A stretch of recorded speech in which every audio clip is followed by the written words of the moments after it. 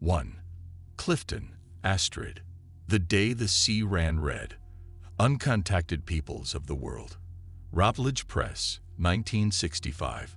Pop. 71 to 98.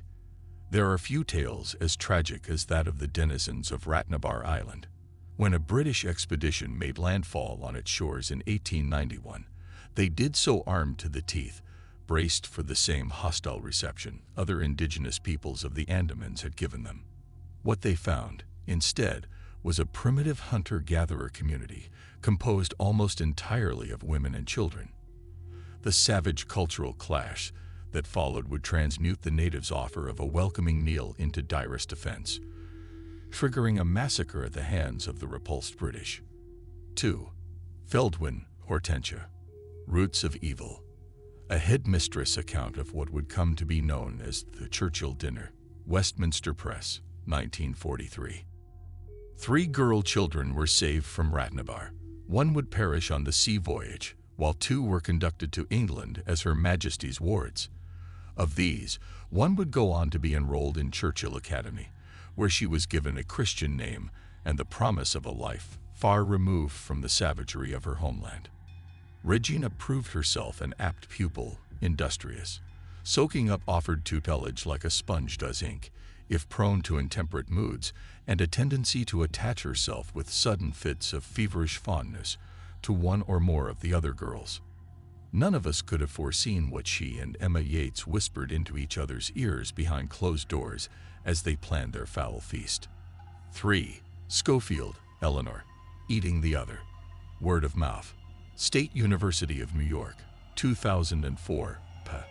56 to 89.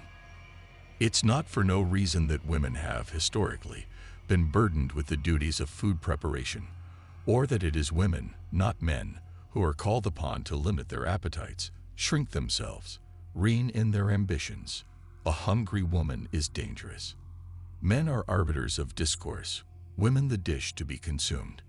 And the Ratnavari, in the exercising of their transgressive appetites, quite literally turn the tables on their oppressors. 4. Morris, Victoria.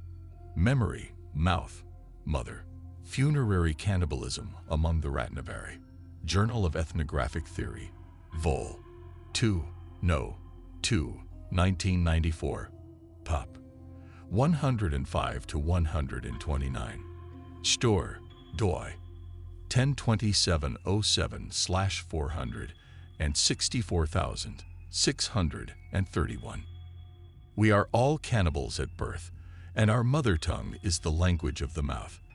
When the Ratnavari eat of their dead, they embrace what Christiva calls the abject, the visceral, the polluted, the blood and bile and placenta, and the unclean flesh we associate with the female body. Return to us, they say to their dead. Be with us always.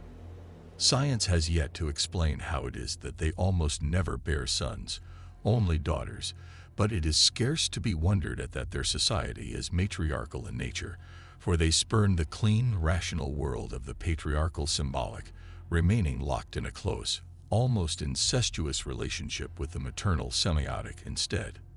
5. Aspioti, Ellie. A Love That Devours. Emma Yates and Regina Gore. A History of 20th Century Lesbians, edited by Jenna Atkinson, Palgrave Macmillan, 2009. p. 180 to 195. What is it about love that makes us take leave of our senses? What makes a girl of barely 17 carve fillets of flesh from her ribs and, lacing her clothes back up over the bulk of soaked bandages, serve her own stewed flesh to a table of her classmates at her wealthy private school? 6. Rainier, Richard. A rebuttal of recent rumors heard among the populace. The Times, 24 April 1904, Pug. 14. Every rag barely worth the paper it is printed on has pounced on the regrettable happenings at Churchill Academy, and as such salacious reporting is wont to do, this has had an impact on the minds of impressionable youth. A rash of imitative new fads in the area of courtship, such as presenting a lover with a hair from one's head or a clipping of fingernail to consume, perhaps even a shaving of skin or blood, sucked from a pricked finger. As to the rumors that the Ratnabar gain shape-shifting powers through the consumption of human flesh, or that they practice a form of virgin birth, I can say with certainty that these are pure exaggeration, and that their proponents are likely muddling real events with the mythological figure of the Rakshasi, a female demon from the Orient.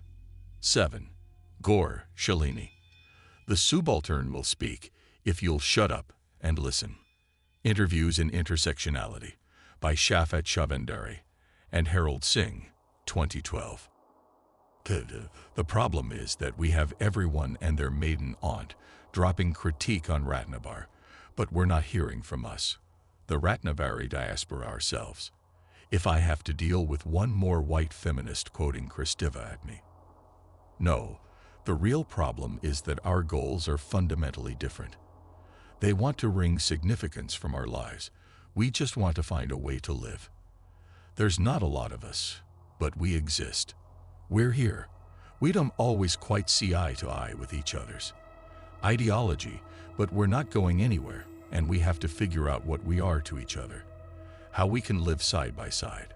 So why aren't we getting published? 8. Gore, Rupkatha, A Daughter's Confession. The Collected Letters of Rupkatha Gore, edited by Marian Olick. Audiobooks, 2010. Club. 197 to 216.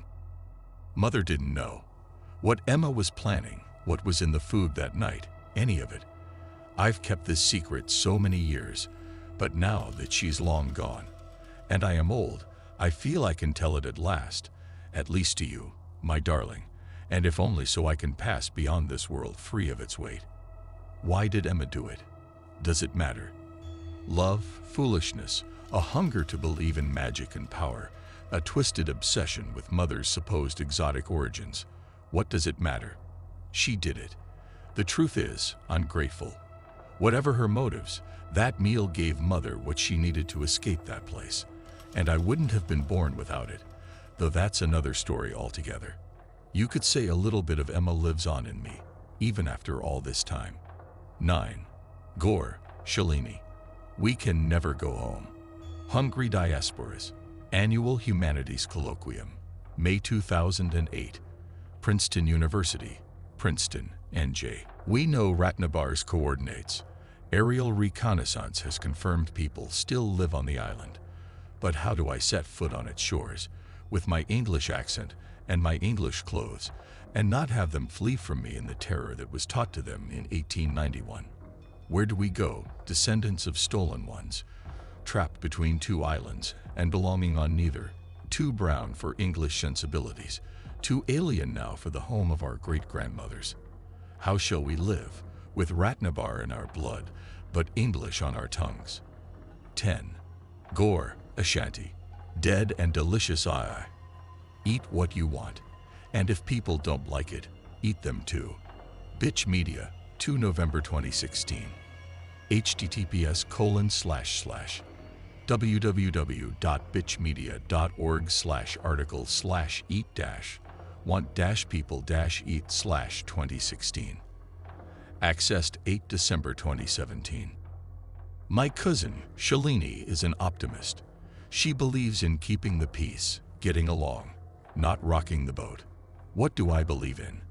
I think, let's be real, ladies, who among us hasn't sometimes had a craving to beat the whole damn world? You know which of you I'm talking to. Yes, you out there. You've tried so hard to be good, to not be too greedy. You made yourself small, and you hoped they'd like you better for it. But they didn't, of course, because they're the ones who are insatiable. Who'll take everything you have to give them and still hunger for more. It's time to stop making ourselves small. And above all, remember, there may be more of them, but we don't need them to make more of us.